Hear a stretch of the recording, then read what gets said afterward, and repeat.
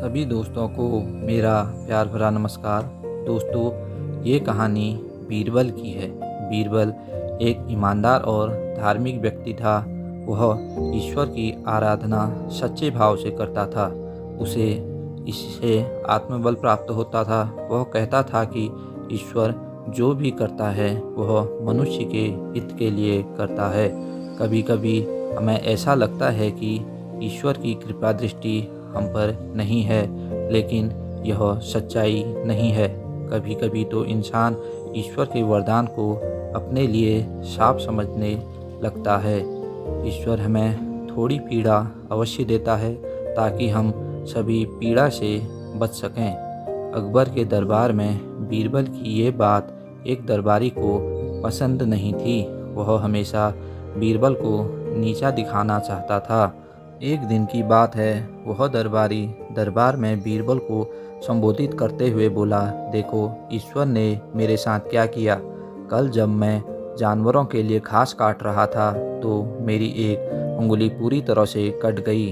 तो क्या तुम अभी भी यही कहोगे कि ईश्वर ने यह मेरी भलाई के लिए किया है? कुछ देर सोचने के बाद बीरबल ने उत्तर दिया, मेरा तो यही विश्वास है कि ईश्वर जो भी करता है उसमें मनुष्य की भलाई छुपी होती है।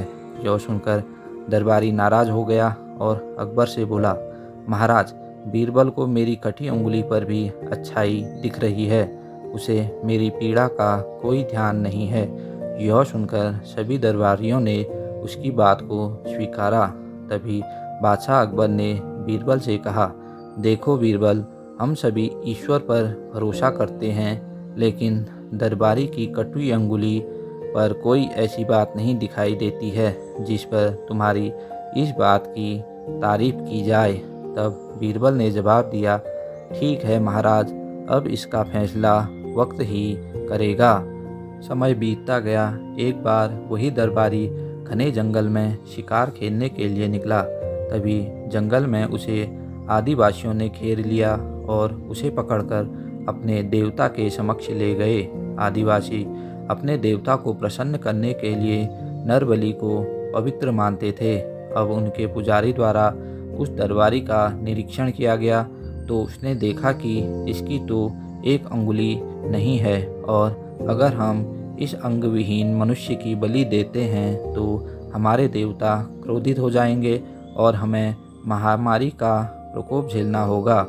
इसलिए इसे मुक्त कर देना ही हमारे लिए उचित होगा। और उन्होंने उसे मुक्त कर दिया। अगले दिन वह दरबारी दरबार में आया और बीरबल के सामने जाकर रोने लगा। यह देखकर अकबर हैरान हो गए और उन्होंने दरबारी से पूछा, तुम क्यों रो रहे हो? तब दरबारी ने अपनी पूरी आपबीती महाराज को सुनाई और बोला, अगर आज मेरी अंगुली नहीं कटी होती तो वह आदिवासी मेरी बलि दे देते।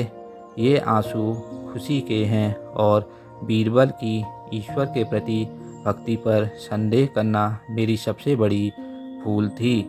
यह सुनकर बादशाह अकबर मुस्कुराते हुए सभी दरबारियों को देखने लगे। सभी सर झुकाए खड़े थे। बादशाह अकबर को गर्व महसूस हो रहा था कि बीरबल जैसा बुद्धिमान व्यक्ति उनके दरबार का हिस्सा है।